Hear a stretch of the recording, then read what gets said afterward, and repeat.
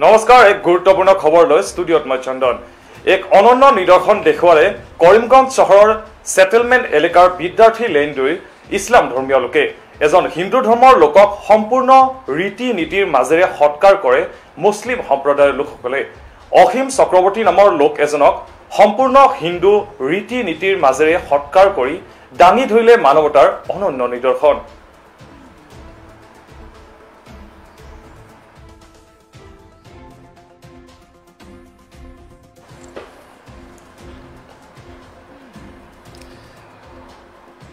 সম্প্ৰতি এক অনন্য নিদৰ্শন দেখুৱালে কৰিমগঞ্জ চহৰৰ সেটেলমেন্ট এলেকাৰ বিদ্যাৰ্থী লেন 2 ইছলাম ধৰ্মীয় লোকে।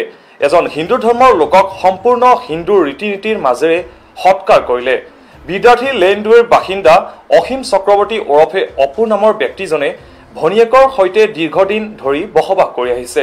অবিবাহিতা অসীমৰ প্ৰতিবেশীসকল ইছলাম ধৰ্মীয় লোক যদিও একেলগে বসবাস কৰি আহিছিল,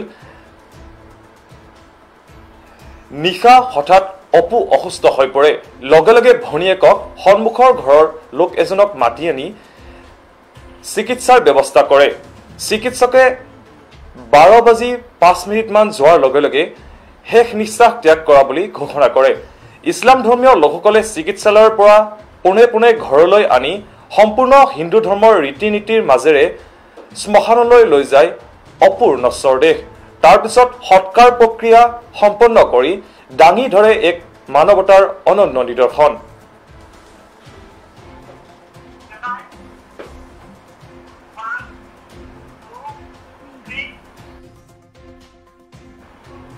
এই খবৰটো জনাই ষ্টুডিঅ'ৰ পৰা মই চন্দনে বিদায় লৈছো। চাই থাকিব একমাত্ৰ PI নিউজ, ৰাইজৰ দ্বাৰা ৰাইজৰ বাবে। ধন্যবাদ।